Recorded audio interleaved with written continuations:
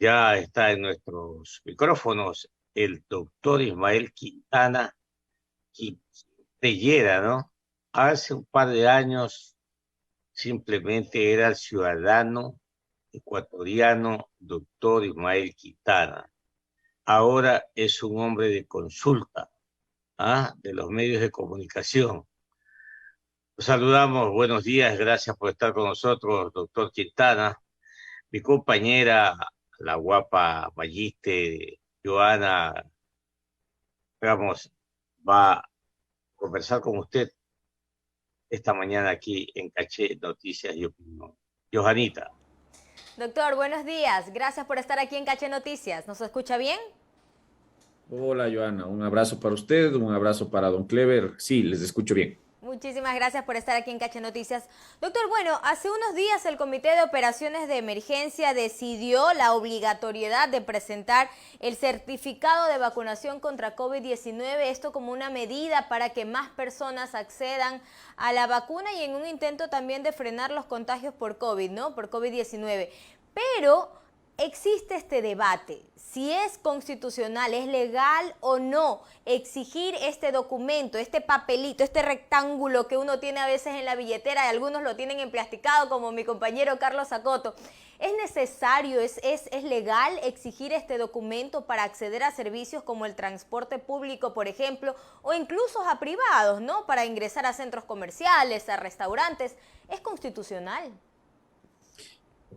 A ver, lo que pasa es que debemos ya de entender de una buena vez por todas que nuestros derechos fundamentales, nuestras libertades, no son categorías absolutas. Y esta es una tesis aceptada ya no solamente por nuestra Corte Constitucional, que ha dicho en un sinnúmero de fallos que los derechos no son absolutos, sino también por el propio sistema interamericano de derechos humanos. Entonces, cuando uno dice que las libertades, que los derechos no son absolutos, significa que admiten ciertas restricciones, ciertas limitaciones, o también que sobre ellos puede imponerse la exigencia de ciertos requisitos. Me explico.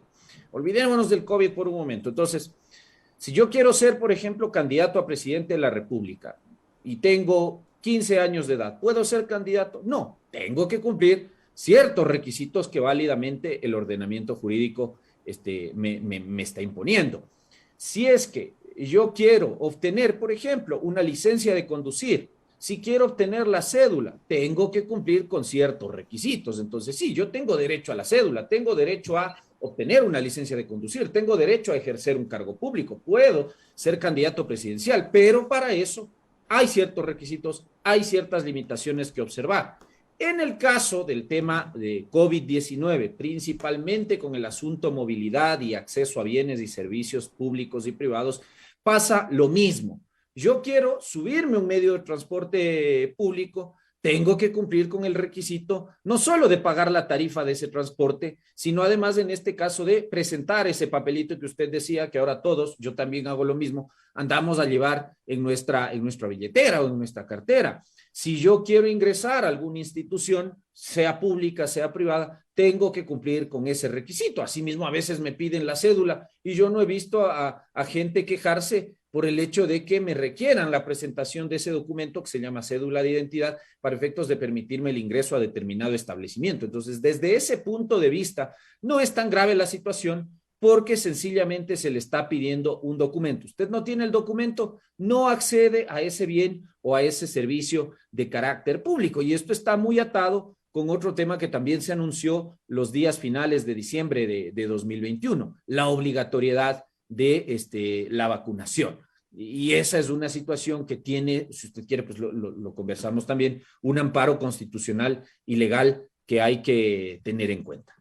Entrar también a ese punto. A lo que voy es que muchas de las personas que cuestionan este nuevo requisito para ingresar a varios lugares o acceder a un servicio público es de quién viene esta obligatoriedad, del COE Nacional y la vida jurídica que tendría el COE Nacional para exigir este tipo de requisitos y de documentación para acceder a servicios. En todo caso, como usted dice, entonces estos son derechos absolutos. Se tiene que pedir, está bien pedirlo entonces para resguardar la salud de la mayoría de los ecuatorianos.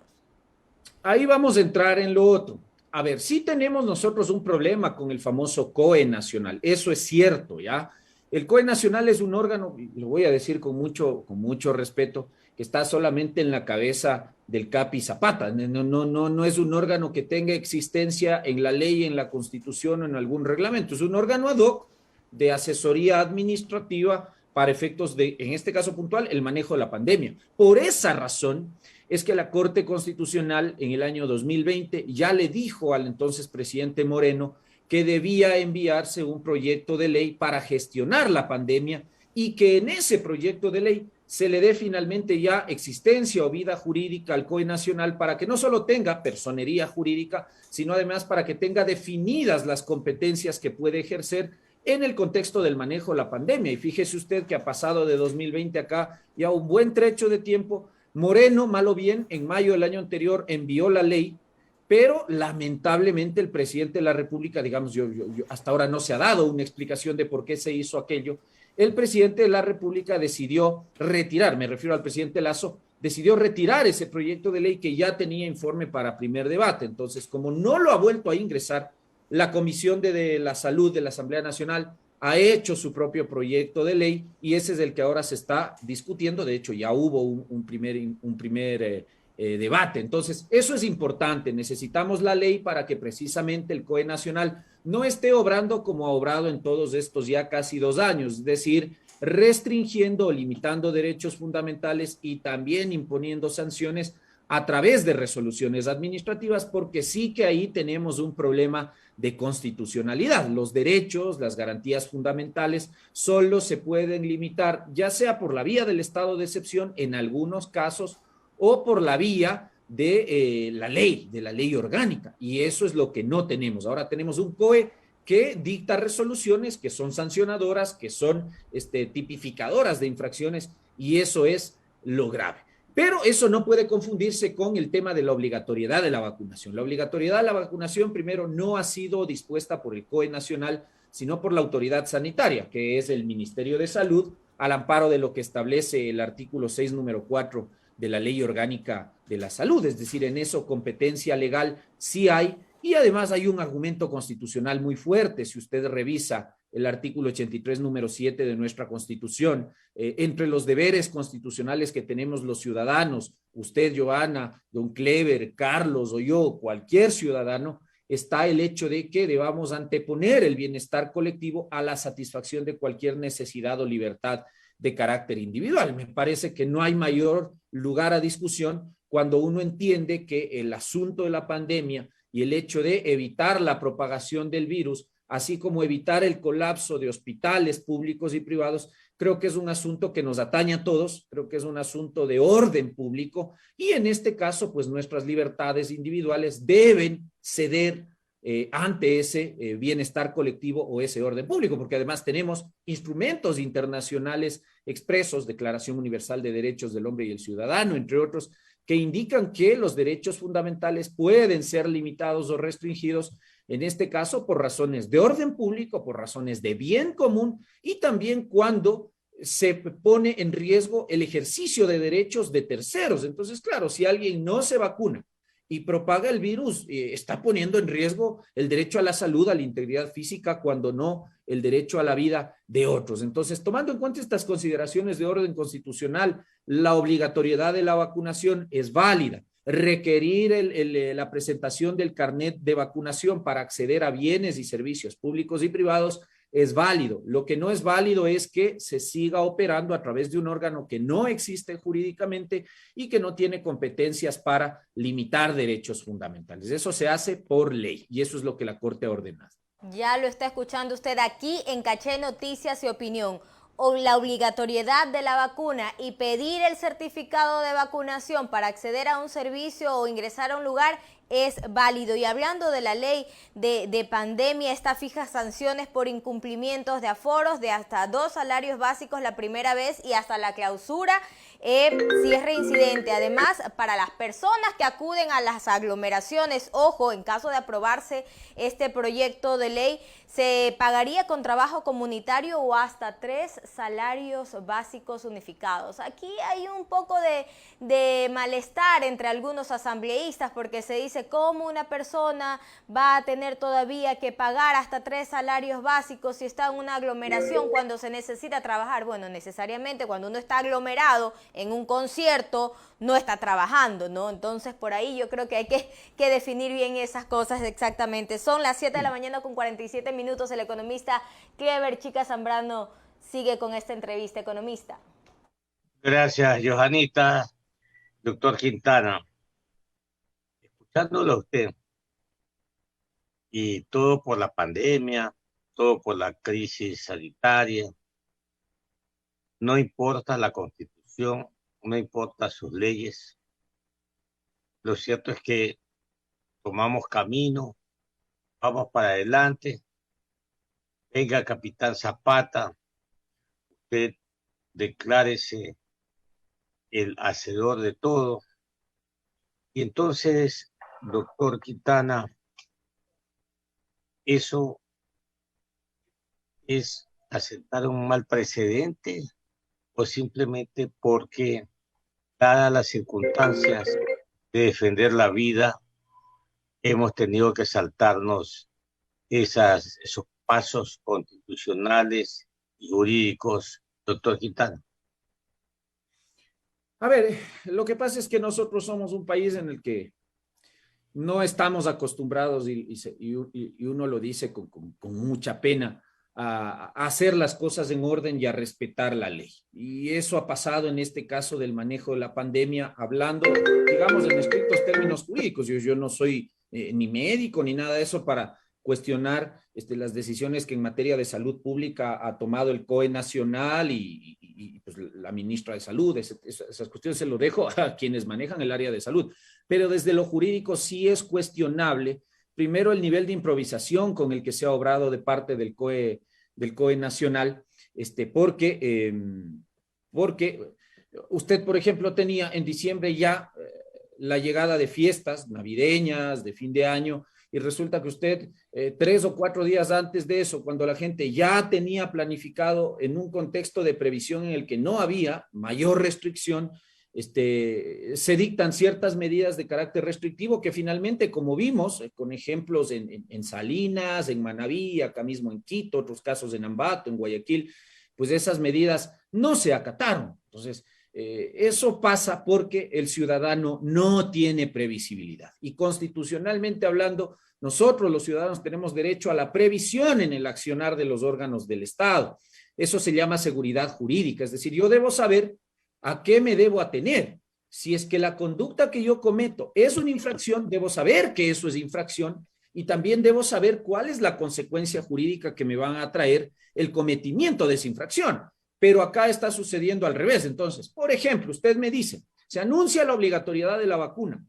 Jurídicamente, ¿quién es el obligado a cumplir con esa, valga la redundancia, obligación? El ciudadano. Pero resulta que quien no se vacuna no es sancionado. Usted está sancionando al dueño del local, que permite que vacunados y no vacunados, digamos, se mezclen, por usar un término muy coloquial. Entonces, esas son las cosas que hay que corregir. ¿Ya? Usted no me puede, a través de una resolución administrativa, decir se circula hasta tal hora, o usted no puede salir de su casa desde tal hora, o quien incumpla esta disposición será sancionado con tanto, con una multa, con esas cosas. No, eso tiene que hacerse por ley. Vuelvo a insistir en eso, no es un capricho mío. Primero, es una exigencia establecida en el artículo 132 de la Constitución. En segundo lugar, la Corte lo ha dicho, la pandemia llegó para quedarse, no sabemos cuándo se va a ir, por lo tanto, no es viable ya seguir acudiendo de tiempo en tiempo a la emisión de decretos de estado de excepción, y por lo tanto se hace necesario enfrentar, ha dicho la Corte, esta pandemia bajo el régimen constitucional ordinario y que se dicte una ley. Ahora, Johanna ponía unos ejemplos ahí de sanciones. para aquellos casos en los cuales se cometan ya las infracciones, que recién, fíjese usted, después de 2 años, por eso hablo yo de desorden, después de 2 años, Ecuador va a contar con una ley de gestión de pandemia, después de 2 años que la gente ha tenido que estar sometida al buen tuntún de los COE cantonal y del COE nacional, porque también acá es una cosa de que unas reglas son en Guayaquil, otras reglas son en Quito, el día de mañana el COE nacional sale, contradice esas disposiciones, una superposición de competencias constitucionales, el COE nacional regulando situaciones que le competiría regular al COE cantonal. Ese desbarajuste es el que hay que arreglar. Ahora, si usted me pregunta si eso se está arreglando en este proyecto de ley de gestión de pandemia propuesto por los miembros de la Comisión de la Salud, yo le digo que en mucho no hay mayor claridad en esta ley de realmente cuáles van a ser las competencias del COE nacional a partir de la vigencia de esta ley, cuáles van a ser las infracciones y en algunos casos también las sanciones, ¿no? Hay gente que discute la proporcionalidad de esas sanciones, específicamente las multas de orden pecuniario, pero claro, yo estoy de acuerdo con Joana. Si es que a mí me sancionan por ir a aglomerarme en un concierto, en un parque, en una fiesta, sabiendas que esa no es una actividad esencial, bueno, espero que con esa sanción me quede a mí de moraleja y de aprendizaje de que no debo hacer eso, porque si hago eso y no tengo los recaudos necesarios, me van a sancionar. Ahora, ojalá no seamos tan ambiciosos en esta ley, porque estamos lanzando muchas cuestiones que probablemente no vamos a lograr controlar. Entonces, ojalá este proyecto de ley vaya mejorando, ¿no? Recién tuvimos el primer debate, esperemos a ver qué se va a mejorar en la comisión para efectos de poder determinar qué se puede hacer en el segundo debate y finalmente sabremos qué va a decidir el presidente de la República, porque no sé realmente las razones por las cuales él retiró una ley que la Corte ha ordenado que debe estar ya en vigencia. 7 de la mañana, 53 minutos en Ecuador continental. Dialogando aquí en Caché Noticias y Opinión con el doctor Ismael Quintana, constitucionalista de la República del Ecuador. No me diga que soy incendiario, pero yo le planteo esta inquietud tan natural. Y si mañana como ciudadano ecuatoriano digo, ¿y usted por qué me viene a obligar que yo tenga que cumplir con estas decisiones o normas sanitarias si en la Constitución no está, si no existe la ley? Yo no lo hago. Es más, voy a levantar ahí, voy a tomar un abogado, levantar una querella jurídica. ¿Podría ser eso? Bueno, lo que pasa es que si entramos ya en esa discusión, significaría que entonces como ciudadanos no tenemos conciencia de que vivimos en una sociedad, de que estamos sometidos a las reglas que el Estado ha creado, que el Estado somos todos y que uno de los bienes supremos que se protegen a través de esta entelequia que nosotros llamamos Estado es precisamente el bienestar colectivo, el bien común. Caso contrario, entonces, que sigamos aplicando la ley del más fuerte, que es lo que había hasta antes de 1789, con la Revolución Francesa, el advenimiento de la creación de los estados de derecho, porque para eso está el Estado, para imponernos unas reglas a nuestras libertades. No, acá no hay, vuelvo a insistir, no hay derechos fundamentales absolutos. Entonces, quien sostenga un criterio como el que usted en esta pregunta está proponiendo, pues significaría que está desconociendo que vive dentro de un régimen de derecho y que voluntariamente ha decidido someterse a las restricciones, a las limitaciones y a las reglas que el ordenamiento jurídico le está imponiendo. Entonces quiere decir que pretende vivir en un estado de total anarquía en el que cree que solamente los derechos de esa persona son los válidos y los derechos del resto pues valen nada, no importan muy poco. Entonces no aconsejaría entrar en esa clase de señalamientos, aunque veo yo con mucha pena, porque esto se debate en redes sociales todos los días, que muchas personas, incluso amigos míos algunos, están con esa loca idea de creer que su derecho a no vacunarse puede anteponerse al bienestar común o al bienestar colectivo, ¿no? Y se habla de una dictadura sanitaria y ese tipo de cuestiones. Pero bueno, insisto, yo a esta gente invito a leer el artículo 83, número 7 de la Constitución, invito a leer el artículo 16 de la Declaración Universal de Derechos del Hombre y del Ciudadano, invito a leer el artículo 6, número 4 de la Ley Orgánica de la Salud, y creo que con eso te va a quedar bastante claro que te tienes que vacunar. Y bueno, si es que no te vacunas, ojalá en esta ley de gestión de pandemia, eso es algo, perdón que haga un pequeño paréntesis, en esta ley de gestión de pandemia eso está dejándose de lado, porque si bien es cierto, ya está ordenada la obligatoriedad de la vacunación, no existe sanción para el no vacunado y eso se debería tipificar, es decir, la ley de gestión de pandemia debería reproducir el artículo 6, número 4 de la Ley de la Salud, indicando que es obligatorio vacunarse contra la COVID-19 y que en caso de no vacunarse se comete una infracción y que esa infracción se va a sancionar con lo que sea, una multa, un trabajo comunitario, cualquier infracción que se vaya a establecer. Eso es algo que ojalá la legislatura establezca, porque caso contrario, la obligatoriedad de la vacunación queda en el aire y se da paso a esta clase de señalamientos, ¿no? Y resulta que justos pagan por pecadores porque se sanciona al dueño del establecimiento comercial y al dueño del local, del restaurante, etcétera, etcétera. Y eso jurídicamente no es lo adecuado. Entonces, esta gente debe terminar de comprender de una buena vez que acá hay un tema de orden público, de salud, de bienestar común y de derechos de terceros que está en juego y que eso debe primar por sobre su decisión de no vacunarse. Ahora, si usted no quiere vacunarse, no se vacune, porque nadie va a ir a golpear la puerta de su casa con la policía o el ejército o algún agente de control a decirle, señor, preste el brazo, tenga su vacuna. No, eso no va a ocurrir, o al menos hasta aquí eso no se está estableciendo. Pero si usted no se vacuna, se priva de ir al cine, se priva de ir al restaurante favorito, se priva de ir a conciertos, se priva de entrar a hacer trámites en instituciones públicas, o lo que es más complicado, se priva de movilizarse, porque de lo que yo veo ahora en noticias, usted ya tiene que presentar carnet de vacunación, incluso para subir a ciertos medios de transporte. Entonces, si usted quiere vivir encerrado en su casa y no retomar con las medidas que corresponden su vida, bueno, quédese en su casa, no se vacune, pero no friegue al resto, pues, ¿no? Eso es lo que hay que hacer. Muy bien, 7:58. Esto sí, una pregunta cortita y una respuesta cortita. Faltan 2 minutos nada más para terminar este programa, doctor Quintana. 4 generales de policía y otros generales de las Fuerzas Armadas se les perdió, se les anuló, se les canceló la visa norteamericana. No hay respuesta de las Fuerzas Armadas, no hay respuesta de la Policía Nacional. ¿Qué opina el abogado constitucionalista?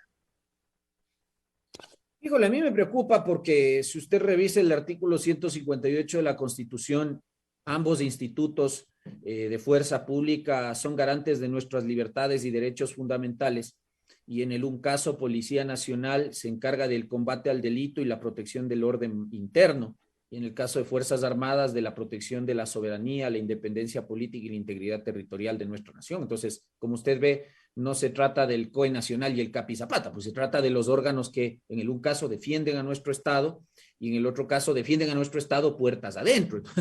Entonces sí es preocupante que nosotros estemos escuchando que estos órganos estén inmiscuidos en señalamientos como los que ha hecho lamentablemente el embajador de Estados Unidos. Ahora, yo sí le debo aclarar, en el caso de Policía Nacional al menos sí ha habido una manifestación de voluntad de los generales que están en servicio activo de indicar que sus visas siguen vigentes y no han sido revocadas. Ayer yo escuchaba la comparecencia de la comandante Varela y de la ministra Vela a la Comisión de la Asamblea Nacional, a la Comisión de Seguridad, y han señalado y han explicado, creo que a detalle, el proceso de ascenso de los generales que están, a ellos sí se conoce que les han revocado la visa, explicando que no han pasado la prueba del polígrafo. Entonces, fíjese usted que un general que aspira a pasar de general, de distrito a general inspector, no apruebe la prueba del polígrafo con 3 preguntas puntuales, que son las que ha señalado la comandante.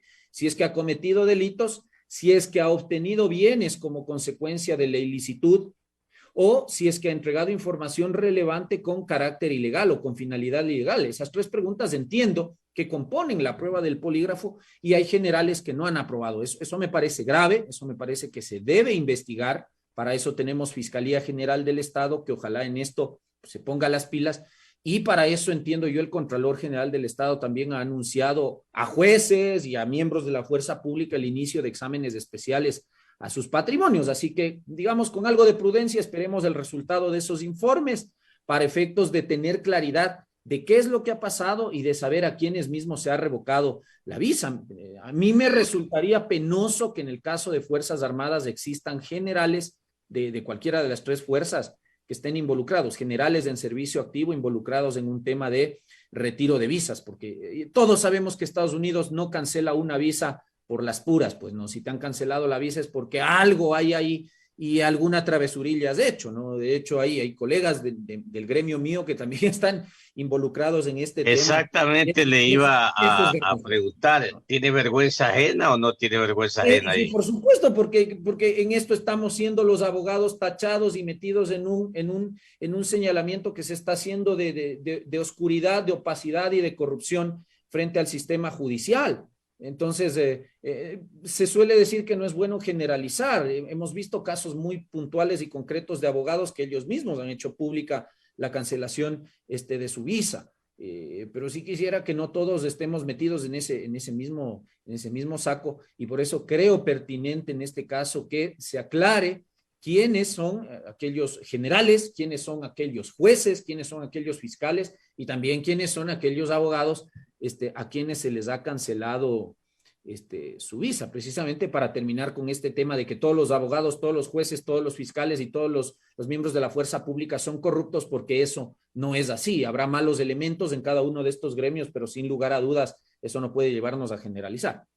Doctor Quintana, como siempre, muy amable con Caché Noticias y Opinión y con Huacavilca también. Le mando un fuerte abrazo, que le vaya muy bien y ojalá que se aclaren las cosas para bien de toda la sociedad ecuatoriana. Efectivamente. Un abrazo para ustedes. Buenos días. Buenos días.